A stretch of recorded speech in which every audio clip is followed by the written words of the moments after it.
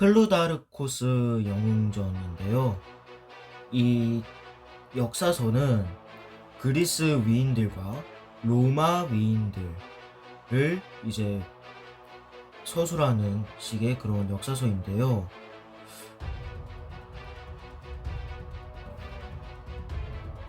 여기에서는요, 우리가 아직도 미스테리로 아직까지도 이 인물에 대한 평가가 엇갈리고 있고요. 그리고 무엇보다 알렉산드로스 대왕 아시죠?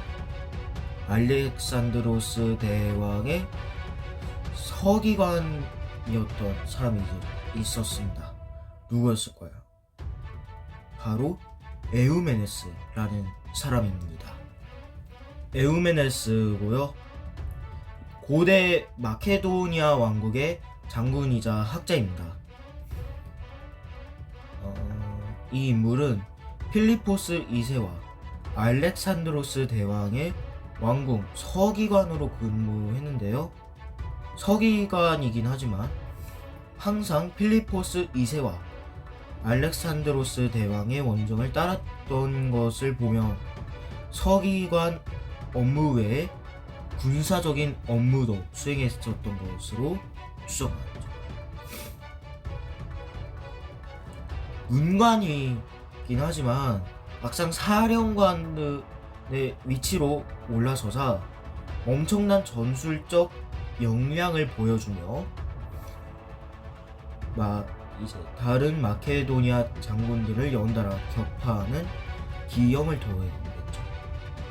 또한 제국을 분할하려는 디아도코이 장군들과 달리 알렉산드로스의 후계자와 제국을 지키려고 한 통합파의 거두였던 만큼 결국 그의 시도가 실패했음에도 불구하고요, 오랜 세월에 걸쳐 호사가들에게 사랑을 받은 인물이기도 합니다. 이번 준장의 세계사 시간에서는요, 서기관에서 사령관으로 알렉산드로스 대왕의 서기관이었던 실존 인물 에우메네스에 대해 얘기해 보도록 하겠습니다. 에우메네스는요, 일단 이 지도를 보시면요, 이 지도가 트라키아 케르소네소스라고 합니다. 여기 내에서는요, 카르디아라는 곳이 있었습니다. 여기에서 태어났는데요. 하지만 이 에우메네스에 대한 어린 시절은 정확한 기록이 없어요. 그래서 거의 다 창작을 했죠. 그리고 아주 이른 나이에 그는 마케도니아의 필리포스 2세에게 서기로 등용되었습니다. 이 필리포스 2세의 죽음 이후에는요, 알렉산드로스 대왕의 페르시아 원정에 동행하였습니다. 그러던 어느 날 이 알렉산드로스 대왕이요, 갑자기 사망했던 일이 발생했습니다. 에우메네스는 페르디카스와 함께 대왕의 유복자 알렉산드로스 4세를 지지했고요, 페르디카스가 제국 첩정으로 알렉산드로스 4세가 공동왕에 지명되게 하는데 공헌하였죠. 이후 바빌론 협정에서요, 카파도키아, 파플라고니아 지역의 사트라프 자리를 받았습니다. 하지만 그곳은 아직 점령되지 않은 지역이라서요, 페르디카스의 지원을 받고 직접 전투를 벌여 점령한 후에 기병을 6,500명이나 모으는 능력을 보여줍니다. 에우메네스는 필리포스 2세가 군인의 개인 장구류를 국가에서 지급한 것처럼 기병 지원자들에게 말을 지급하는 등의 지원을 해서 빠른 속도로 기병들을 육성할 수 있었는데요. 그들 따라온 헤타이로이 한 개 대대가 교관의 역할을 했을 것이에요. 그 이후로 이 에우메네스의 기병대는 디아도코이들의 큰 적이 되었습니다. 자, 그리고 여기서부터가 중요합니다. 오늘 이야기의 핵심인데요. 디아도코이 전쟁입니다. 일단은 이 기원전 323년 이후 바빌로니에서 분할된 마케도니아 제국의 태수 분배를 나타낸 지도입니다. 이 사료에 따라 약간의 차이가 발생하기 때문에 이 영상에서는 디오도로스의 사료를 중심으로 해서 다른 사료와 차이점만 서술합니다.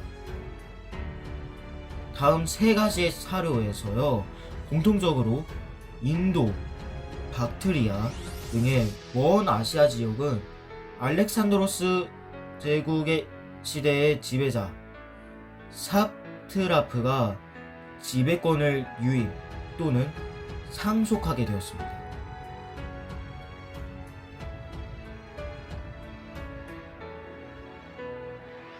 그리고 1년이 지난 기원전 322년에서요, 알렉산드로스 대왕의 죽음을 계기로 그리스 아테네 등지에서 반 마케도니아를 내걸고 반란이 발발했습니다.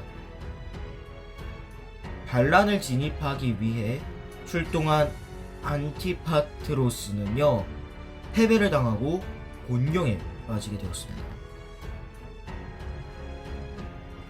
안티파트로스는요, 테살리아 지방의 랍미아에 농성했지만요, 레온나토스가 소아시아를 건너 구원을 오기를 기다려야 했습니다. 레오나토스는 포위를 풀게 하는데 성공했지만요, 정작 자신은 전사하고 말았습니다.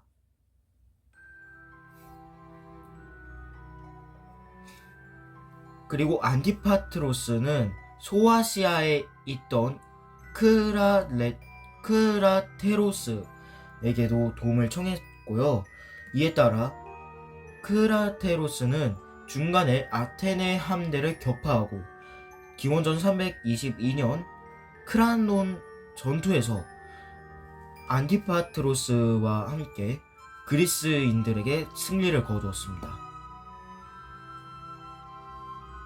이후 안티파트로스는 아테네에 입성하여 반마케도니아파를 숙청하고 추방했습니다. 이 전쟁은 안티파트로스가 농성한 도시의 지명을 따서 라미아 전쟁이라고 불렀습니다. 같은 시기 바빌론 회의에서 에우메네스를 카바도키아와 파플라고니아의 태수로 임명할 당시 그 땅은 아직 마케도니아 세력 하에 편입되지 않았었습니다. 때문에 그는 인접한 소아시아 중부의 태수인 안티고노스와 레오나토스의 협력을 요청하였죠. 그러나 안티고노스가요, 요청을 거절하였고 레오나토스는 요청을 받아들여 출병하였습니다. 하지만 중간에 구원 요청을 받고 라미아 전쟁에서 안티파트로스를 지원해야 했기 때문에 에우메네스에게 원군을 보내지 못했습니다. 부득이 에우메네스는 페르디카스에서 지원군을 얻어 원정을 성공시켰죠. 자, 그리고 본격적으로 디아도코이 전쟁이 시작이 됩니다.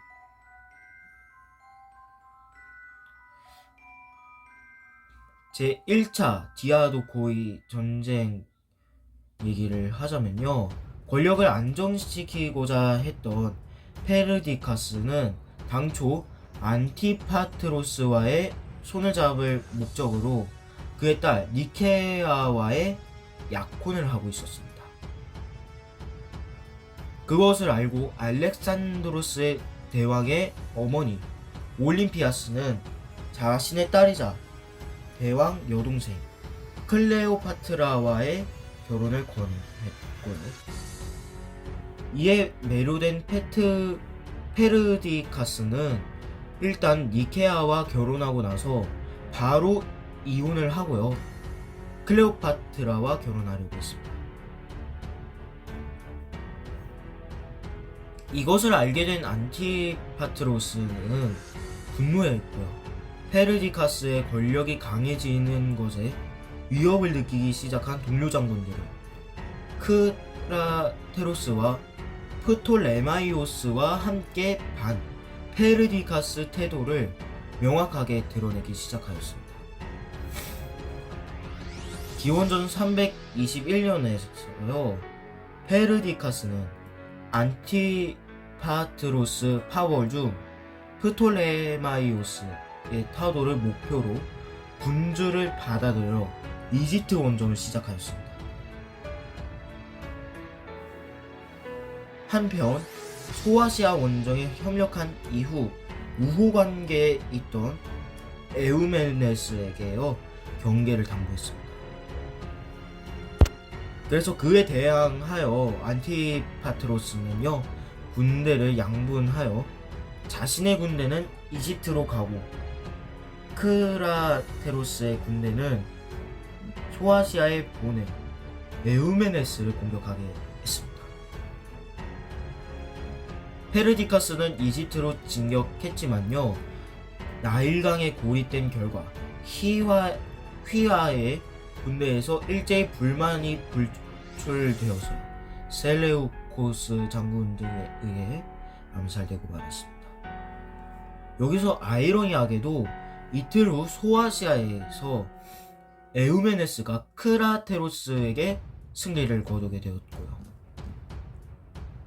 그리고 이 최고 권력자인 페르디카스가 죽었기 때문에 향후 마케도니아 체제를 결정하는 회의가 시리아의 도시 트리파라디소스에서 다시 열리게 되었고요.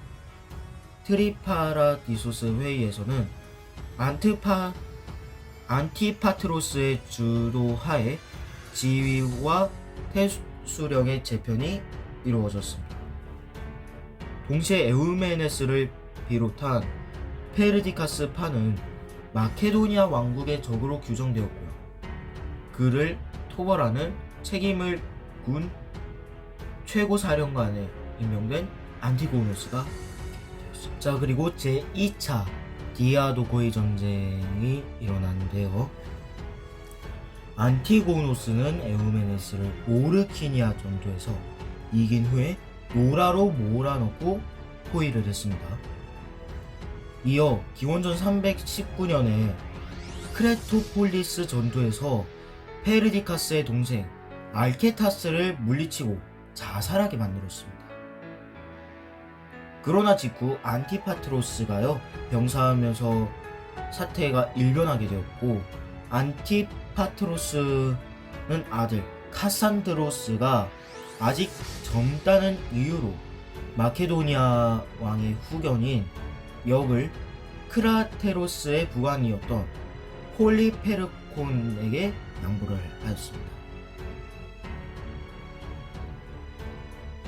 이에 불만을 품은 카산드로스는 안티고노스 등과 함께 폴리페르곤에 맞섰습니다. 열세에 처한 폴리페르콘은 그런 상황을 타개하기 위해 에우메네스를 지원해서요 포위를 벗어나게 하려고 했습니다. 에우메네스는 메소포타미아 지방에서 군을 정비해서요 기원전 317년 파라에타겐의 전투에서 안티고노스와의 결전을 치루었지만 모두 승부를 가리지 못했습니다.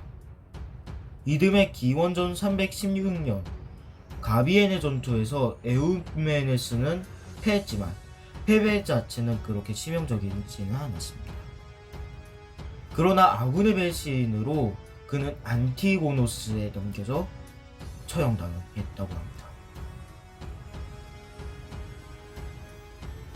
에우메네스의 함께 승리함으로써 그가 남긴 태수 영지나 부하들을 자신의 세력으로 편입한 안티고노스는 소아시아에서 동쪽으로 걸친 광대한 지역을 차지할 수 있었습니다. 배신을 하려고 했던 메디아의 태수 페이톤을 재빨리 제거하고요. 명성과 실력을 모두 갖춘 디아도코이로 돌출된 존재가 되었습니다.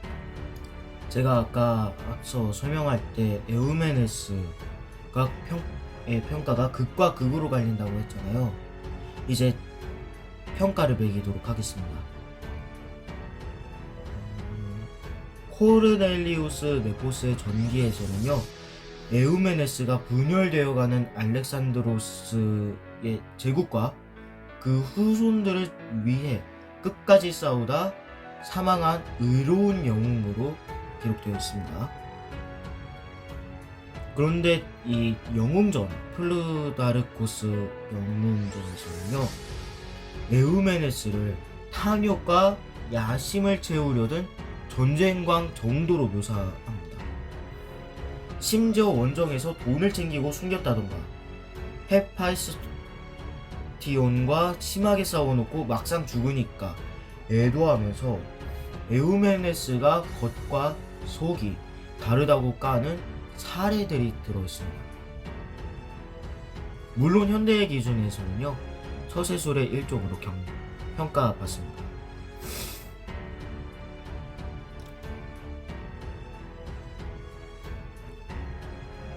이렇듯 평가가 극과 극으로 갈리는데, 제 개인적인 평가는요, 이 에우메네스는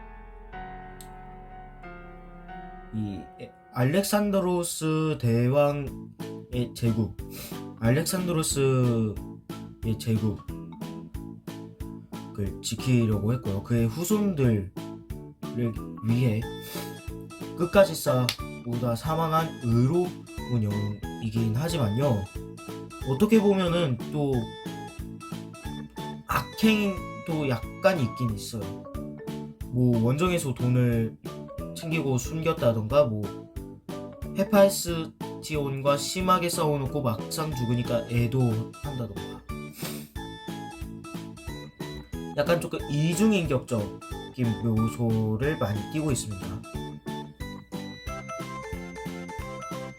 하지만 이 알렉산드로스 가문의 충신인지 또 다른 야심감인지 증명할 단계 이전에 안티고노스에게 패배하고 죽었으니 결국 진실은 아무도 알 수 없는 거죠.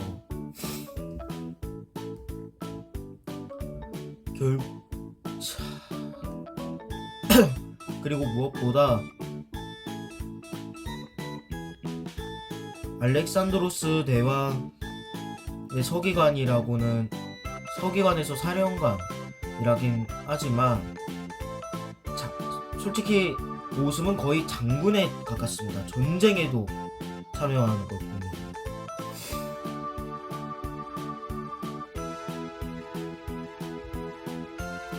이렇듯 평가가 극과 극으로 갈려서 아직까지도 이 에우메네스에 대한 행적을 알 수가 없고요. 그리고 무엇보다 아직까지도 진실을 알지 못하는 여러 미스테리한 인물일 것 같습니다.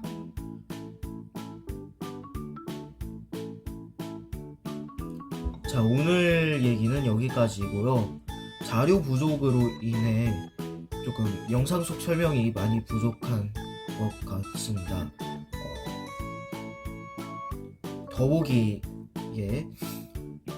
전하지 못한 내용을 적고 이제 적을 테니까요. 많은 관심 부탁드립니다.